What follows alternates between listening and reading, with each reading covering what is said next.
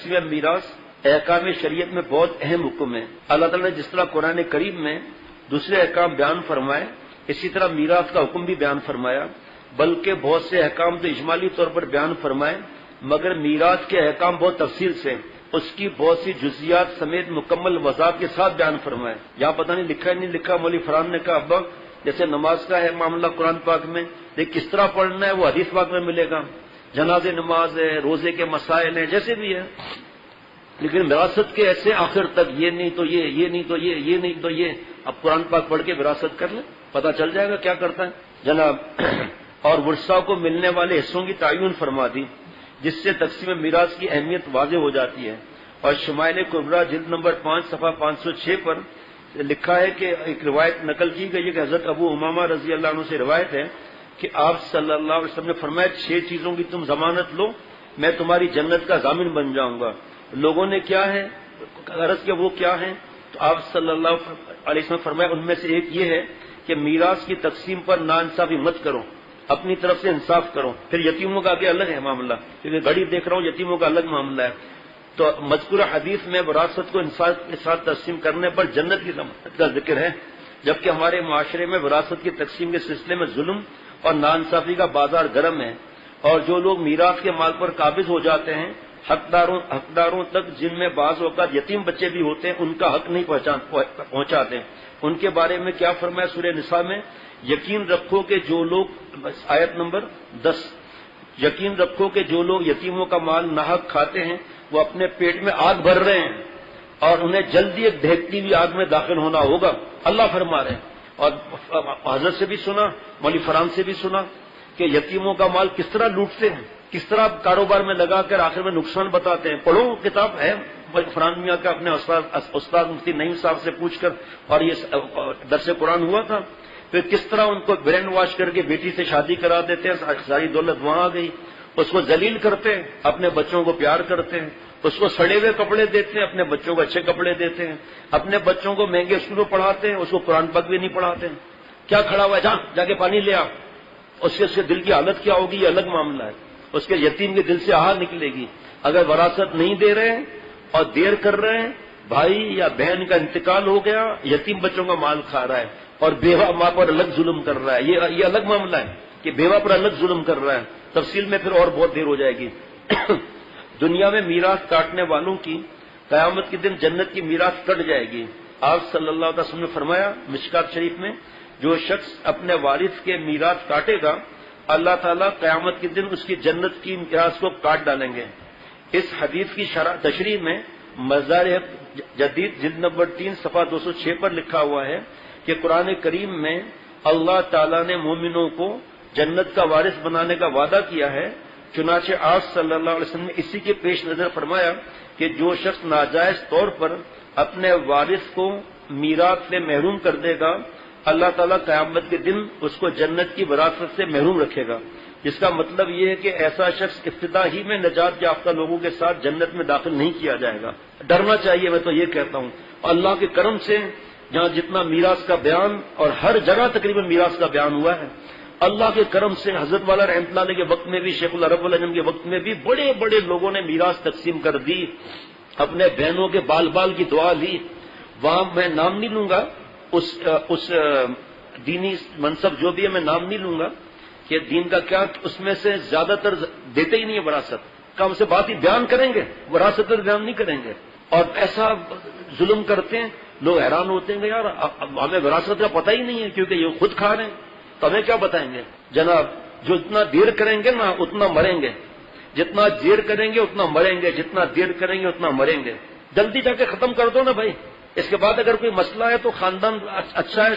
سننے والا ہے، تو بعد میں پھر بیٹھ جانا، ابھی تو جان چھوڑاؤ بھائی، ان کو مالک بناؤ، ان کی مرضی ہے، وہ بارود پر بیٹھے۔ جلدی جلدی بتاتا ہوں، بہت برس پہلے ایک صاحب میرے پاس آئے کہ ایک بہت بڑا مالدار ہے، ایک ہی بیٹا ہے، شراب اور زنا میں مبتلا ہے، برائی جوا وغیرہ میں، تو اس کے والد صاحب کے لیے مختصر بتا دوں، میں نے مشورہ دیا اس طرح کر کے مفتی صاحب سے جا کر پوچھیں، کہ وہ ان کو وراثت سے آگ کرنا چاہتے ہیں۔ میں نے کہا بھائی میں نہیں، مجھے پتا ہے میں نہیں بتاؤں گا۔ وہ گئے، انہوں نے کہا آپ وارث کو جو ہے آگ نہیں کر سکتے آپ، ہاں آپ اپنی زندگی میں ہمیں تفصیل لکھ کر دو، اپنے بیٹے کو اپنے بیٹیوں کو اور ان کو آپ ہدیہ کر دو، لیکن اس کو محروم نہیں کر سکتے، آپ کم کر سکتے ہیں۔ بہرحال میں مسئلہ نہیں بتا رہا، میں دوسری بات بتا رہا ہوں۔ اس مالدار نے فیکٹری پلاٹ بیچنے لگے، آخر میں انتقال ہو گیا، بہت بڑی جائیداد رہ گئی وراثت میں۔ پتا چلا کہ اس وقت کہ ان کے بیٹے کو لاکھوں روپے ملیں گے، لاکھوں روپے۔ دارالعلوم کورنگی کی بات بتا رہا ہوں، یہ سارے رشتہ دار وہاں گئے اور جا کر بات کی کہ حضرت یہ یتیم بچے ہیں، ہم لوگوں کے بارے میں آپ پوچھ لیں ہمارے علاقے کے علماء سے، انشاءاللہ ایک پیسہ ادھر ادھر نہیں ہوگا، لیکن یہ شراب اور بڑے بڑے گناہوں میں مبتلا ہے، تو ہم نے یہ فیصلہ کیا ہے کہ اس کے بیٹے کا حصہ ہم اپنے پاس رکھیں گے، امانت استعمال بھی نہیں کریں گے کاروبار وغیرہ میں۔ جب یہ سب کچھ چھوڑ دے گا تو پھر ہم دے دیں گے اس کو۔ فرمایا جاؤ جا کے پیسے پورے دو اس کو، آپ نے کون سا ٹھیکہ لیا ہوا ہے؟ وہ مالک ویسے بھی فرض کریں اس کے پاس 1 کروڑ ہے، اس کی مرضی کیا کر رہا ہے؟ اب یہ مالک آپ نہیں ہے کہ آپ اس کا مال رکھیں۔ آج ہم کہتے ہیں کہ ایسا ہو گیا ویسا ہو گیا، اس کی عمر یہ ہو گئی، اس کی عمر یہ ہو گئی، جو ہے مفتی صاحب سے پوچھ کے لائن لگاؤ آگے، پھر دوبارہ بتاؤ کہ حضرت ہماری یہ سمجھ میں نہیں آ رہا، تو کیا وہ وارث جو ہے وہ ظلم کرے گا ہم پر؟ پیسے نہیں دے گا ہمیں؟ بس سستیاں ہیں، اپنے آپ کو نیک بھی سمجھتے ہیں ہم، اگر پتہ ہی نہیں ہم کتنا ظلم کر رہے ہیں، کتنے برس گزر جاتے ہیں۔ اگر ہم مر گئے، جو آگے اس کام میں اگر مر گئے تو پیچھے کون آگے بڑھے گا؟ کون ان بچوں کی سنے گا؟ کون ان کسی اور کی سنے گا؟ لیکن نہیں، سارے دنیا کے کام چل رہے ہیں، وہ ضروری ہے یہ ضروری نہیں ہے، یہ ہو گیا وہ ہو گیا، بہانے تو 1000 ہیں، لیکن یہ وعیدیں دیکھیں آپ جناب۔ دوسری حدیث میں ہے، جو شخص زمین کا کوئی حصہ ناحق یعنی ازرائے ظلم لے گا، اسے حشر کے دن اس بات پر مجبور کیا جائے گا کہ اس زمین کی ساری مٹی اپنے سر پر اٹھائے۔ اسی طرح ایک حدیث پاک میں جو شخص کسی کی بالشت پر زمین ظلم لے گا، یہاں پتہ نہیں ہے یا نہیں کہ پیارے شیخ نے فرمایا کہ ایک مولوی فرحان سے سنا کہ ایک بالشت، بعد میں پتا چلا گھر کا ہمارا ایک بالشت پڑوس والے نے لے لیا، ایک بالشت پر کوئی لڑے گا؟ بتاؤ آپ ایک بالشت کیا ہوتا ہے؟ لیکن یہاں کیا ہے حدیث پاک میں، جو شخص کسی کی بالشت پر زمین میں ازرائے ظلم لے گا، اس سے اس کی قبر میں اللہ تعالیٰ اس بات پر مجبور کریں گے کہ اس زمین کو 7ویں طبقہ زمین تک کھودتا رہے، پھر زمین اس کے گلے میں توق بنا کر ڈالی جائے گی اور وہ قیامت تک اسی حال میں رہے گا، حتیٰ کہ قیامت کے دن لوگوں کا حساب کتاب ہو جائے۔ یہ وعیدیں ایسے لوگوں کے بارے میں ہیں جو دوسروں کا مال ظلمن کھاتے ہیں، اور ان کے ساتھ وہ لوگ بھی شامل ہیں جو میراث ورثہ میں تقسیم نہیں کرتے۔ لہذا ان وعیدوں کو پیش نظر رکھتے ہوئے اب ایسے بس ناک پر مکھیاں ہی اڑا دی کہ ہم تو صحیح ہیں، ہم تو صحیح کر رہے ہیں۔ پوچھو نا، پوچھتے کیوں نہیں ہو کہ ہم یہ اتنا ظلم کر رہے ہیں؟ نہیں تو ساتھ وہ لوگ بھی شامل ہیں جو میراث ورثہ میں تقسیم نہیں کرتے۔ لہذا ان وعیدوں کے پیش نظر رکھتے ہوئے ایسے لوگوں کو چاہیے کہ ورثہ کی میراث ان تک پہنچائیں، اور اللہ تعالیٰ کے یہ ارشاد ہمیشہ کے لیے یاد رکھیں جو اللہ تعالیٰ نے میراث کے احکام بیان کرنے کے بعد ذکر فرمایا سورہ نساء آیت نمبر 13، وہ پہلے آیت نمبر 10 تھی۔ یہ اللہ کی مقرر کی ہوئی حدود ہیں، اور جو شخص اللہ اور اس کے رسول کی اطاعت کرے گا وہ اس کو ایسے باغات میں داخل کرے گا جن کے نیچے نہریں بہتی ہوں گی۔ ایسے لوگ ہمیشہ ان باغات میں رہیں گے، اور یہ زبردست کامیابی ہے۔ ہمارے پیارے شیخ نے فرمایا تو ذرا سوچو تو صحیح کہ محل کے نیچے سے نہر کیسے بہ رہی ہے؟ وہ نہر کیا ہوگی؟ وہ محل کے نیچے سے، بھائی نہر کے سامنے محل کے تو سمجھ میں بات، نیچے سے وہ کیا منظر ہوگا؟ سورہ نساء میں آیت نمبر 14 میں اللہ فرما رہے ہیں، اور جو شخص اللہ اور اس کے رسول کی نافرمانی کرے گا اور اس کے مقرر کی ہوئی حدود سے تجاوز کرے گا، اس سے اللہ دوزخ میں داخل کرے گا جس میں وہ ہمیشہ رہے گا، اور اس کو ایسا عذاب ہوگا جو ذلیل کر کے رکھ دے گا۔ اللہ تعالیٰ یہ بہت سے لوگ کیا بولتے ہیں، مومن ہے نا، ہاں بھائی مومن ہے، تو مومن گناہ کی سزا کاٹ کے جنت میں جائے گا نا، ہاں بھائی وہ بھی ہے سزا کاٹ کے، تو ٹھیک ہے، نعوذ باللہ یہ دوزخ کے عذاب کو کھیل سمجھتے ہیں، نماز نہیں پڑھ رہے نا، کوئی بات نہیں، گناہ ہوئے نا، ٹھیک ہے، سزا ملے گی، بعد میں تو جنت میں جائیں گے۔ مولوی فرحان اس دن واز کر لیتے ہیں کہ وہ جب جائیں گے تو بعد میں جنت میں،